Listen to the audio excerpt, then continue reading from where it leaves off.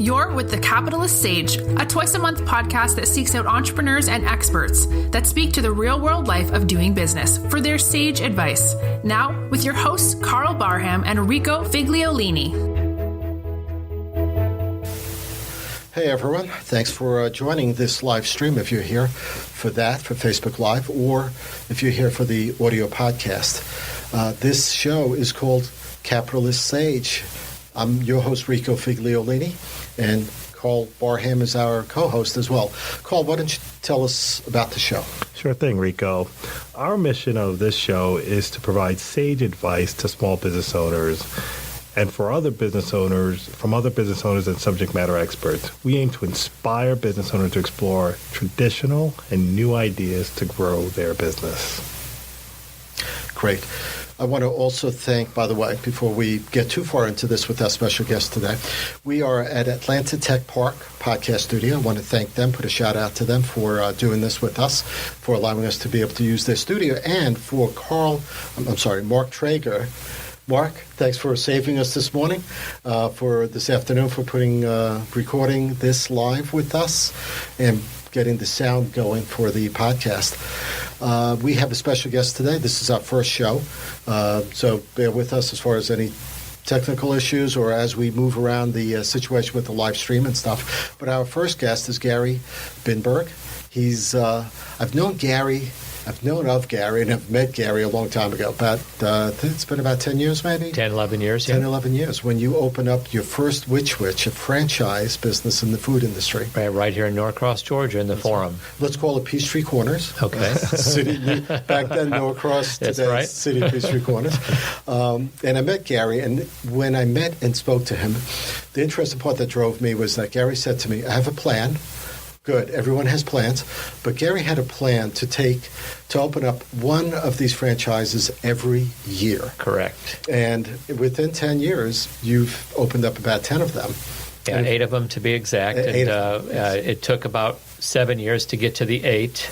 Okay. And then we sort of stabilized and, had 8 stores throughout the 11 years that we were involved. Excellent. And then you ended up exiting out of the business the beginning of the year or so. Exactly. Between January and April of 2018 here, we sold all our stores. So with the conversation that I had with you early on a few weeks ago, we were talking about how the business is and how truly the business can be behind the scenes. And so that precipitated this idea of the topic for this show, which is, so you're a franchise owner, what really comes after being a franchise owner, and how having 8 of them, where people think, great, economy of scale and stuff like that, but what really happens when you have 8 of these locations and how that business is. Give you plenty of stories and hopefully some responsible feedback to provide other people that might be looking at not just restaurants, but just franchises in general. Excellent. Well, to get started, Gary, I wondered maybe you could tell us a little bit, what made you choose franchising as a way to start your business? Right. So my story goes back to about 1980 when I was a sophomore at Georgia Tech. And I met the founder of Subway. And he was in town looking for franchisees. At that time, Subway was only about a 200-store operation. Now they have like over 40,000 stores. But so I was 19. I went to this little seminar. I came back and I said, I need $75,000 to open a Subway. So I asked my parents, grandparents, anybody I could ask. And they all said, you're going to school. You can't do this. I said, yeah, I could do both. At that time, there was no such thing as multitasking. But I thought I could do it. But got turned down. There wasn't any startup capital places to go to online because there wasn't any online activities just then. But that noodled that idea in my head that, wow, this looked like a pretty cool concept, and I'm going to get back to it somewhere down the line. Mm-hmm. So you got that little spark early on. Exactly. Excellent. Yeah. So in franchising is sort of the question, so the straightforward answer is it gives you a platform, it gives you some baselines to work from, and if you don't deviate from those, I think you can be pretty successful. Mm-hmm. And so I have an industrial engineering degree from Georgia Tech, so I'm a very process-oriented guy, and that's what a franchise is all about, is following the processes. Okay, thank you. Hey, Karl, just a technical thing. Can you lower your mic? I want to be able to see you on Facebook. There you go. Perfect. Go ahead. Yep. So what made you successful, do you think made you particularly successful in growing your business to 8 franchises? Right. So we had a business plan. The first thing we did is I learned how to take some retirement money, so a 401k, and turn that into business capital. So there's some ERISA rules, and not to make a long story short, a lot of attorneys involved and companies that are out there that where basically you can take, let's say $200,000 in my case, and turn that into business capital without any tax complications. Okay. A lot of strict rules and regulations you got to follow per year, and there's some company fees. There's an upfront fee. There's about 6 companies in the U.S. that does this, and then some ongoing maintenance issues. But that's how we got started. So you got to be well funded at least. You can't just go borrow the whole thing. You could, but you're probably getting. I'm a big believer in no debt. Yep. However, in order to grow the business, we did acquire in the Peachtree Corners location that I found a banker that was an SBA guy, and he liked what we had. He said it was the best business plan he's seen in about 20 years, and we got our first SBA loan after 1 year of business. We got a second, we got a third to get to 4 stores, where we opened 1 store per year. From that, then, we had enough capital going from 4 stores where we could, sort of cash flow the rest of the stores in the subsequent years. Another key thing is, though, we started off slow, added 1 per year, and my wife was pretty risk averse. So the only way she agreed to this thing, because you got to have a partner. If your partner, whether it's a wife or significant other, you got to have both of you on the same page. So the only way she agreed to it is you keep your corporate job. So I kept my corporate job for the first 4 stores. Really? Yes. How'd you do that? And manage it behind the scenes, all the finances, all the payroll, those kinds of things. And my wife helped manage the first store. We promoted from within and kept growing the base of our employees. She would go to the second store, the third store, the fourth store. And by the time we had 4, I finally looked at her and said, "Hey, I think this is going okay. I can probably get out of the corporate world." And so after we did that, she agreed to it. We found insurance. That was the key thing that the corporate life gave me. But we found a reasonable insurance for the business, health insurance. And then we went from 4 stores to 7 stores in 9 months. Wow. 9 months. Wow. Cash flowing them all. So the last few stores, and then the 4th store was a couple years later. And how far were they from each other? I mean, were reasonably within the metro area? Yeah, so we had stores, if you sort of call it the Peachtree City one, the central one, I guess. We had stores all the way from Cherokee County into Gwinnett County, all the way down to Emory and Brookhaven.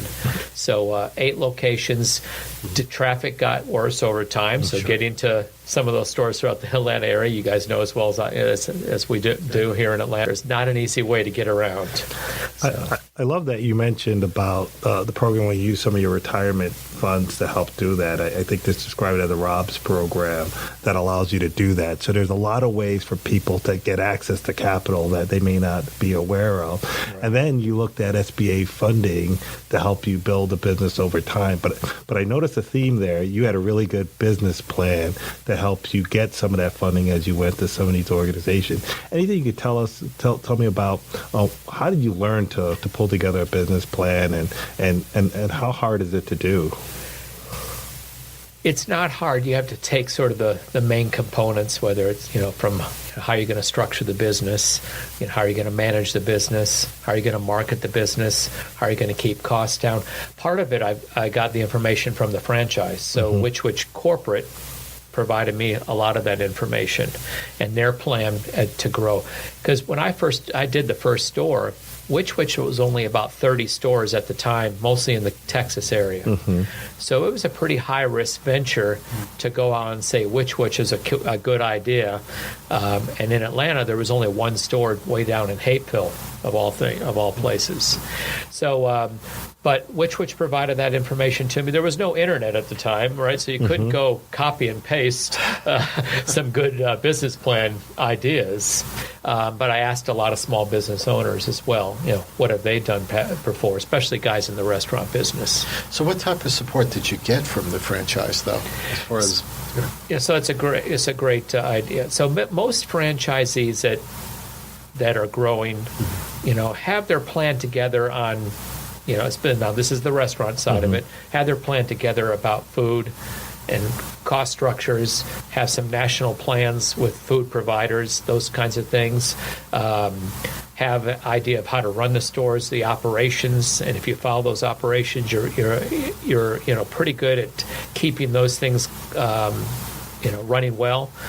The thing that I found the downside of is that when they're growing fast, and there's a lot of them out there, they don't have a lot of good implementation skills. So I have a project management background, so that helped me overcome sort of some of those difficulties of understanding, when they're rolling out something, how to make it better, how to make it more useful as far as tools and things that they provided. Did that give you the opportunity, or did they take the opportunity to learn from you after having 7 or 8 stores, to be able to learn what really worked here in the metro area for you? They did take that, because so I offered up. So we started online ordering about 6 years ago, sort of way before now that every place has online ordering, and so I offered up to be the guinea pig of all. We had about 200 stores now across the country for Which Wich at the time. They're up to about 500 now. So I offered up to be a guinea pig for my stores to roll out online ordering, and knowing that they didn't really have a project manager on, in their staff, I said, let me be the project manager. Let's figure out the kinks, the use cases, the test cases of what could go wrong with it. And so they agreed to that. And then once we got through about 2 or 3 of my stores, we had a pretty good base, rolled it out to the remaining stores, and then they started rolling it out nationwide. So they used a franchisee that had some skills and knowledge of, project management, right, that I always said, you guys just don't have. You guys got great ideas, but rolling it out sometimes can be a real precarious situation. That's fabulous that you have this network of support by the franchise that goes both ways, where you help them improve and innovate, and they help you. What about some of the things you wish you knew about franchising before you went in it? Anything that you took away from that? Sure. The key thing is that stuff will always, or what I say, I shouldn't use the word stuff, but things that you're trying to plan, dealing with leases, a key thing, takes a lot longer than you ever think it can. I don't know if you've ever seen a coming soon sign for a restaurant. Yes. And it's months go by, and the amount of issues and the amount of permitting and the amount of government legislation and the amount of city issues takes a long time to get something built, especially from scratch. Even also, it takes a long time if you're taking over a space, which one of our stores we took over an old Quiznos. So there's a lot of regulations you have to deal with.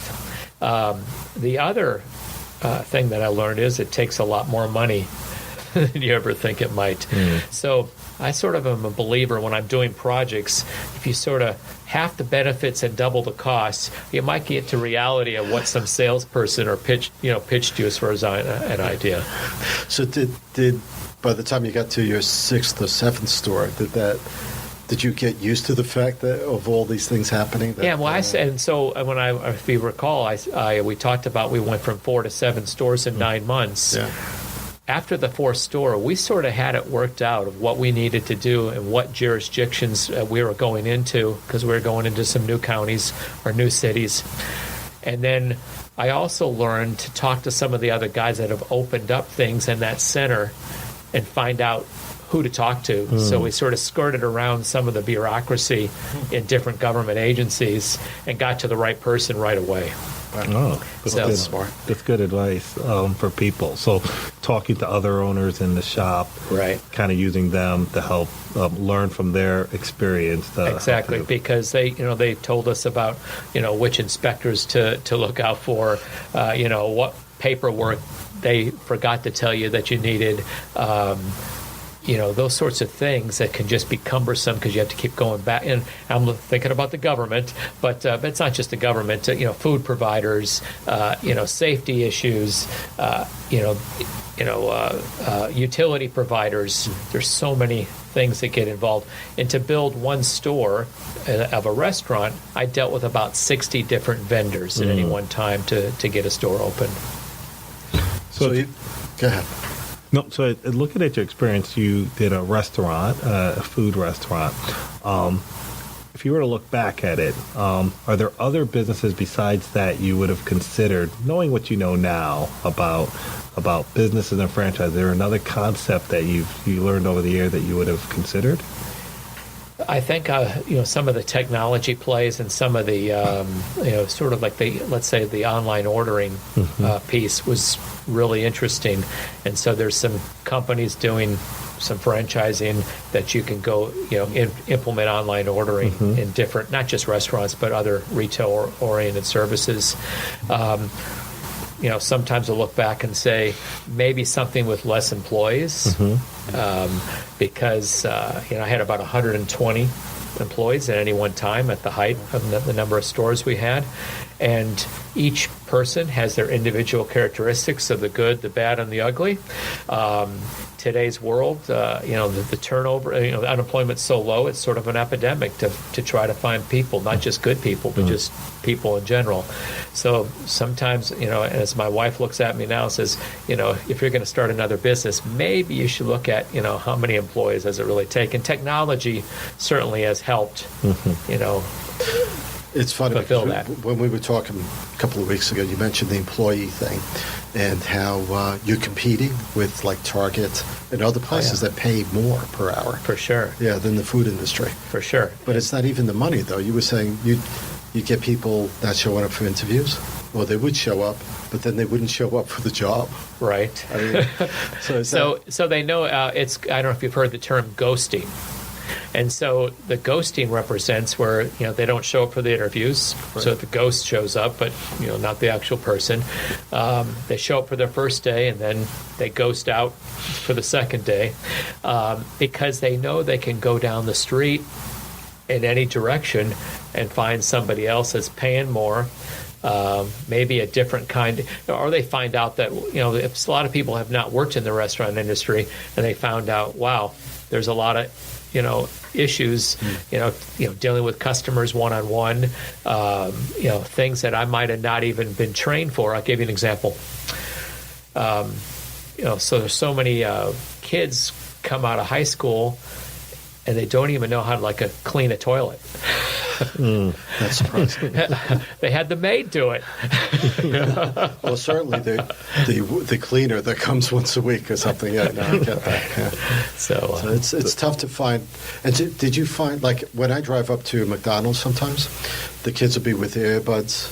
They're not doing the business. For sure. You can tell from top down that the management doesn't care too much and the employees don't care too much. For sure. Were you finding that? It's tough, right? It's I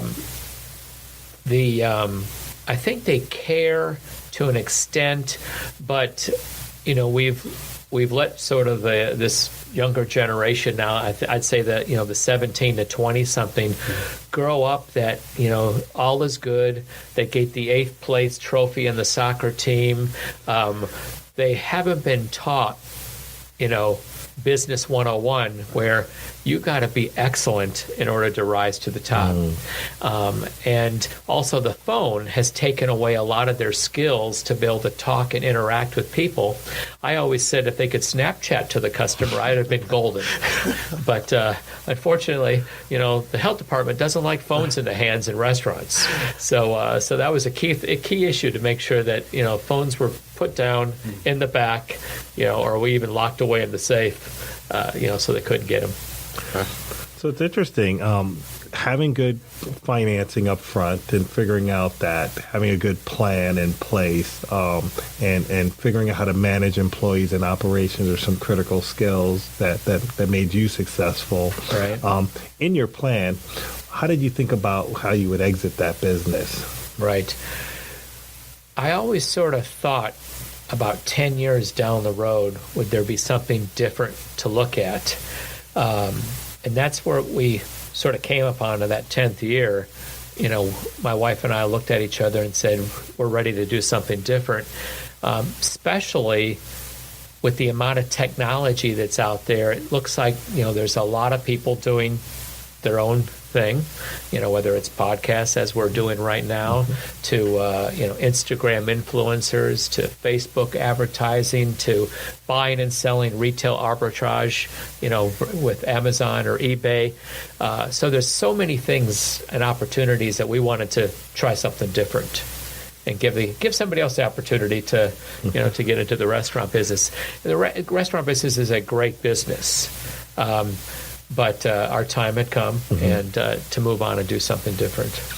When you started thinking about that, how hard was it for you to find a buyer of your business? And did you do it all one-to-one buyer, or did you do it across many? Good question. So we found a great business broker who helped us out, and also he happened to be an ex-Which Wich franchisee, so he sort of knew the game and knew the franchise intimately. We marketed them as one unit or one group of restaurants, but we found it was easier to sell them individually or groups. So we had actually 4 buyers for the 8 restaurants. So one guy had 3, 2, and a few individual ones. But the transition process in Which Wich is really strict. I hope other franchisees have this model of who they take. And so even though if you've got money, that's not the only characteristic. So they have to fit the culture. They have to be a hands-on operator. They're not just buying it to stick, their nephew in to run the business. They'd certainly have to have some liquid capital or some backing, to prove that, they have that wherewithal. And they had to show, bank statements and, things like that. They have to go to 3 weeks training. And then there's a whole transfer process where I had to make sure that the store was in tip-top shape.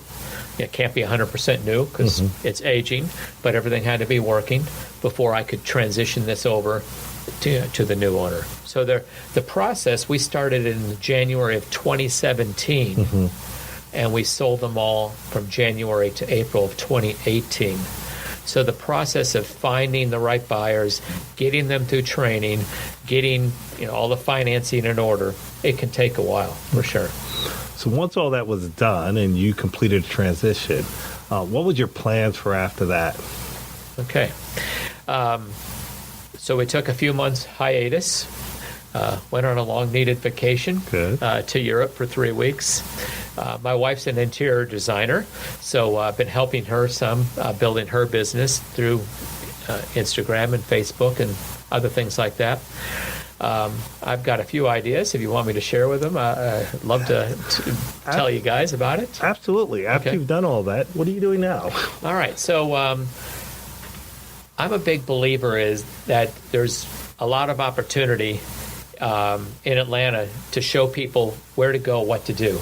And I always wanted to be a cruise director, but I want to do that as on land and sort of be the cruise director of Atlanta. And there's so many mixed-use facilities. There's so many festivals. There's so many museums. There's so much to do, but people don't get out of their neighborhood.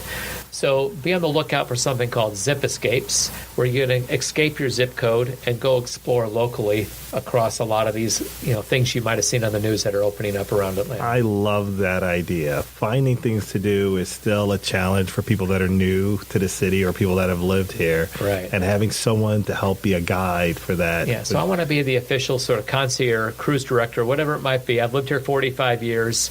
I've sort of got some ideas of how to get that out there on the social media sites and then provide these what I call zip escapes, which means getting together with your neighbors, your family, and being able to have a full collected resource to go to it and say, hey, where do I go? How do I do it? Even maybe pay some money to have somebody help you figure it out. So we'll see. Sounds good. Well, I want to thank you for sharing your experience as a small business owner. I love that you shared some of the advice and wisdom that you've learned over the year. And if someone wanted to reach out and contact you, what's the best way to contact you if they wanted to have a chat and talk more about some of your experiences? Right. They can use my email. I'm fine with that. So it's G Birnberg. So GBIRNBERG @gmail.com. Okay, cool. And we'll also post that on the website, so Right. you'll be able to get. Right. So we'll put that on the podcast notes, and which can be found at peachrecorderslife.com. I want to thank Gary Birnberg for coming up to do our first show, Capitalist Sage, and you are a sage because the stuff that you've been sharing today has been fantastic insight into the franchise Right. business. I'm glad to be here. Hopefully it's a benefit to some of your listeners, and look forward to talking to some of them if they need some advice. Excellent. Well, Thank you. Thank you. Thanks, Karl. And thank you, Facebook listeners, watchers. You'll be able to find this video on YouTube as well. And certainly the podcast can be found on iTunes, probably iHeartRadio and Spotify in a few weeks as the episodes grow. And feel free to go to peachrecorderslife.com and join the mailing list, and you'll find out more shows as they come out. We're planning 2 in January. Yep. And we'll be twice a month. So just look for it, and thank you for coming. Thank you. All right. Thanks, Gary. And, sorry, one last thing. I want to thank Mark again, Traeger, for helping out with the podcast, for being our in-space here producer, engineer, on-the-spot man to get the sound going. And I want to thank Atlanta Tech Park for providing the podcast studio that we're using right now. So thank you. This has been the Capitalist Sage with Karl Barham and Rico Figliolini, the twice-a-month podcast with entrepreneurs and business experts. We hope you enjoyed this episode. Want more? Visit our website at capitalistsagepodcast.com.